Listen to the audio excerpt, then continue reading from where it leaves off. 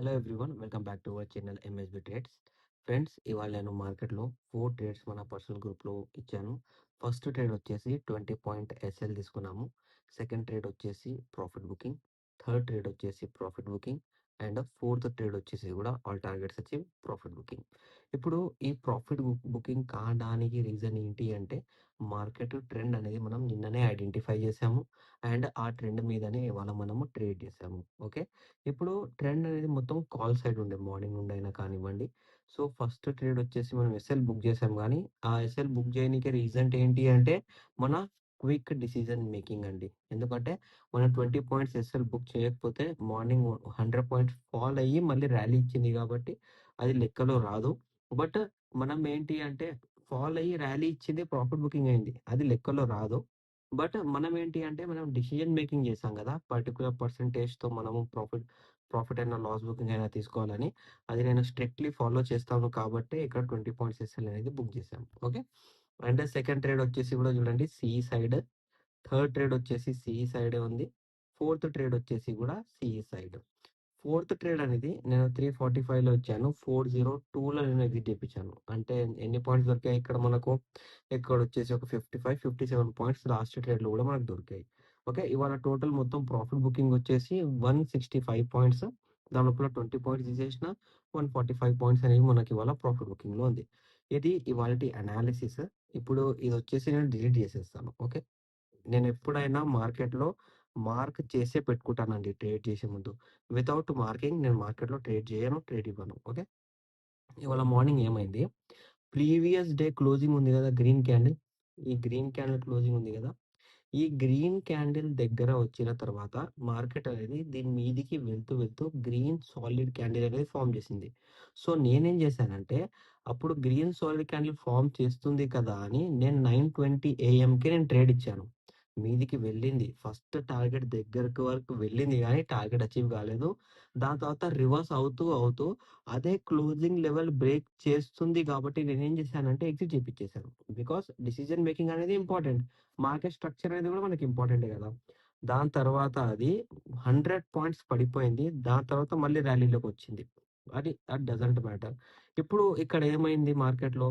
First candle red form అయిందా? So first candle red form అయితే మనం ఏం చేస్తాం? మీకు గుర్తుండొచ్చు, నేను అనాలిసిస్ వీడియోలో కూడా చెప్పాను. రెడ్ క్యాండిల్ అనాలిసిస్ వీడియోలో క్లోజింగ్ విత్ విక్ మార్క్ చేసుకుంటాము. ఇప్పుడు ఆ క్లోజింగ్ అనేది బ్రేక్ చేసి ఇక్కడెక్కడైనా రీటెస్ట్ రివర్సల్ ఇస్తే సెల్లింగ్ వస్తది. రీటెస్ట్ రివర్సల్ ఇవ్వకుండా బ్రేక్‌ఔట్ ఫార్మ్ చేస్తే బయింగ్ వస్తదని కూడా నా వీడియోలో చెప్పాను. ఇవాళ అలాగే అయింది, బ్రేక్‌ఔట్ ఇచ్చింది. బ్రేక్‌ఔట్ ఇవ్వంగానే సెకండ్ ట్రేడ్ వచ్చేసి మీరిక్కడ అబ్జర్వ్ చేయండి. నేనెప్పుడు ఇచ్చాను? 10:06 AM. ఇప్పుడిచ్చాను, ఇక్కడిచ్చాను నేను. ఇక్కడ. ఓకే, ఇక్కడ ఇవ్వంగానే మార్కెట్‌లో ఇమ్మీడియేట్‌గా టార్గెట్స్ అచీవ్ అయిపోయాయి. ఓకే, ఇప్పుడు దాని తర్వాత మళ్ళీ ఏమైంది? మీరు థర్డ్ టార్గెట్ అబ్జర్వ్ చేయండి. 10:35 AM ఇచ్చాను ఇమ్మీడియేట్‌గా. ఇక్కడ మల్టిపుల్ టైమ్ బ్రేక్‌ఔట్ సపోర్ట్ తీసుకుంటుంది కాబట్టి ట్రేడ్ ఇచ్చాను. ఇది మీది వరకు వెళ్ళింది. దాని తర్వాత మళ్ళీ ఫాలో అయింది. ఇక్కడ మనకు థర్డ్ ట్రేడ్ అనేది ప్రాఫిట్ బుకింగ్ అయిపోయింది. ఇప్పుడు మీరు ఫోర్త్ ట్రేడ్ అబ్జర్వ్ చేయండి. కాల్ సైడ్ ఇచ్చాను 11:10 AM. ఇది 11:30-11:15 ఈ క్యాండిల్‌లో ఇచ్చాను నేను ట్రేడ్. ఈ క్యాండిల్‌లో ఇచ్చాను. ఎందుకంటే first day red candle closing దగ్గరనే మార్కెట్‌లో మల్టిపుల్ టైమ్ సపోర్ట్ తీసుకుంటుంది కాబట్టి నేను ట్రేడ్ ఇచ్చాను, హోల్డ్ చేపిచ్చాను. అండ్ నిన్న మన అనాలిసిస్ వీడియోలో మీకేం చెప్పాను? This is our first high, this is our second high. And market అనేది ఈ లెవెల్ బ్రేక్ చేసి గ్రీన్ సాలిడ్ క్యాండిల్ ఇచ్చే ట్రెండ్ ఫార్మ్ అవుతది. ఆ ట్రెండ్ అనేది మనకు రీసెంట్ బ్రేక్ డౌన్ లెవెల్ వరకు తీసుకెళ్తది. రిజెక్షన్ వస్తే అక్కడికెళ్ళి వస్తది, కానీ ఇక్కడికెళ్ళి కూడా మనకు చాలా పాయింట్స్ దొరుకుతాయి అని చెప్పాను. ఆ పాయింట్స్ వల్లనే ఇవాళ మనకు ప్రాపర్‌గా ప్రాఫిట్ బుకింగ్ అయిపోయింది. ఇక్కడ 200 పాయింట్స్ అనేవి మార్కెట్‌లో మనకు దొరికాయి. ఇప్పుడు 4 ట్రేడ్స్ ప్రొవైడ్ చేసేసాను. సో, మన ట్రేడింగ్ అనేది ఇవాళ ఫినిష్ అయిపోయింది. దాని తర్వాత అప్డేట్ ఇచ్చాను, నో మోర్ ట్రేడ్స్ అని. ఇప్పుడు ఇవాళ చలో అనాలిసిస్ అయిపోయింది. నిన్నటి ప్రిడిక్షన్ మీద వర్క్ చేసాము. నిన్న ట్రెండ్ లైన్ మళ్ళీ టచ్ అయింది ఇవాళ. ఇప్పుడు రేపేంటి? ఇవాళైతే మొత్తం ప్రాఫిట్ బుకింగ్ అయిపోయింది, అనాలిసిస్ అయిపోయింది, లెవెల్స్ అన్ని మ్యాచ్ అయ్యాయి. ఇప్పుడు రేపు ఎలా ట్రేడ్ చేయాలి? అది ఇంపార్టెంట్ కదా మనకు. సో, రేపొచ్చేసి మన దగ్గర ఒక ఇండైరెక్ట్ బ్రేక్ డౌన్ లెవెల్ ఉంది. ఒకటొచ్చేసి డైరెక్ట్ బ్రేక్ డౌన్ లెవెల్ ఉంది. So, what is indirect breakdown level? Indirect breakdown level is a direct breakout level. ఇదేంటిది? ఇది డైరెక్ట్ బ్రేక్‌ఔట్. అది ఏకేఓయూటీ. ఇది డైరెక్ట్ బ్రేక్అవుట్ లెవెల్. ఇక్కడొచ్చేసి ఇండైరెక్ట్ బ్రేక్ డౌన్ గదా ఇది. సో, మనం ఇక్కడ డైరెక్ట్ బ్రేక్అవుట్ చూసాం. ఓకే. ఇప్పుడిక్కడ మనం అబ్జర్వ్ చేసుకునేది ఏంటి అంటే,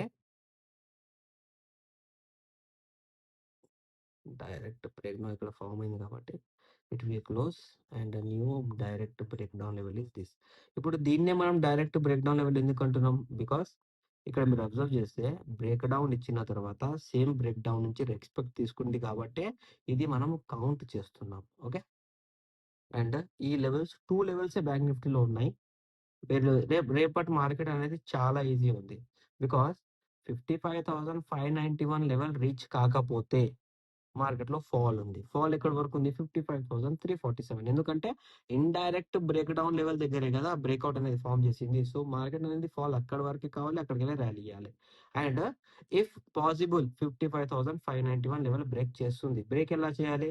ఇలా గ్రీన్ సాలిడ్ క్యాండిల్‌తో బ్రేక్ చేస్తేనే direct breakdown level, indirect breakdown level అయి బ్రేక్‌ఔట్ సపోర్ట్ అనేది పట్టుకుంటది. ఓకేనా? ఇప్పుడు మనం నిఫ్టీ అనాలిసిస్ చూద్దాం. నిఫ్టీలో ఇవాళ కూడా నేను ట్రేడ్ ప్రొవైడ్ చేయలేదు. బికాస్ మొత్తం బ్యాంక్ నిఫ్టీ మీద చాలా ఫోకస్ చేశాను. నిఫ్టీలో అన్ని పాయింట్లు దొరకవు. బ్యాంక్ నిఫ్టీలో ఎన్ని పాయింట్స్ దొరుకుతాయో. సో, అలా అని నిఫ్టీ అయినా అవాయిడ్ చేశాను. బట్ అనాలిసిస్ అనేది నిఫ్టీలో వచ్చింది. ఇప్పుడు ఇక్కడ మీరు అబ్జర్వ్ చేయండి. ఇండైరెక్ట్ బ్రేక్ డౌన్ లెవెల్ ఇవాళ మార్కెట్ వచ్చి ఇదే ఇండైరెక్ట్ బ్రేక్ డౌన్ లెవెల్ దగ్గర బ్రేక్‌ఔట్ సపోర్ట్ అనేది పట్టుకున్నది. So, this is our key base point 25,162 అంటే రేపు ఈ లెవెల్ బ్రేక్ చేస్తేనే ఫాల్. ఈ లెవెల్ బ్రేక్ చేయకపోతే మార్కెట్‌లో సపోర్ట్ అనేది ఇక్కడి నుంచే ఉంది. అండ్ ఇప్పుడు ఈ లెవెల్స్ మీకేం చెప్తున్నానో నేను, ఆ లెవెల్స్ మన ఫ్రీ టెలిగ్రామ్ గ్రూప్ ఛానెల్‌లో విత్ టెక్నికల్ లెవెల్స్ ఇన్‌సైట్ కూడా నేను అప్డేట్ చేస్తాను. మీరు ఇప్పటివరకు మన ఫ్రీ టెలిగ్రామ్ గ్రూప్ ఛానెల్‌లో లేకపోతే డిస్క్రిప్షన్‌లో లింక్ ఉంది. జాయిన్ చేయండి. ఓకే. ఇదొచ్చేసి సెల్లింగ్ పాయింట్ మనకు. సెకండ్ బయింగ్ మనం ఎక్కడ చూసుకోవాలి? సింపుల్ అండి. బయింగ్ అనేది ప్రీవియస్ బ్రేక్ డౌన్ లెవెల్ ఇక్కడ ఇండైరెక్ట్. ఇదొచ్చేసి బ్రేక్‌ఔట్. బ్రేక్‌ఔట్ బ్రేక్ చేసింది కాబట్టి it is a breakdown. So, multiple time market ఇక్కడికెళ్ళి రిజెక్ట్ అవుతుంది. సో, ప్రాపర్‌గా మార్కెట్ స్ట్రాంగెస్ట్ బయింగ్ పొజిషన్ పట్టుకోవాలి అంటే 25,259 లెవెల్ అనేది పాస్ కావాలి. అలా పాస్ కాలేదు. ఇన్ బిట్వీన్ 25,162 ఇన్ బిట్వీన్ 25,259 మధ్యలో ఎక్కడైనా ట్రేడ్ చేస్తుంటే మీరు నిఫ్టీని అవాయిడ్ చేయండి. ఇది నా analysis Nifty and bank Nifty for prediction 24 September 2025 గురించి. మీకు నా అనాలిసిస్ నచ్చినట్టయితే మన వీడియోని లైక్ చేయండి, షేర్ చేయండి. మీ ఫ్యామిలీ మెంబర్స్‌తో కూడా షేర్ చేయండి. వీడియోని లైక్ చేయండి అండ్ మన యూట్యూబ్ ఛానెల్ సబ్స్క్రైబ్ చేసుకోండి. Thank you for watching my video.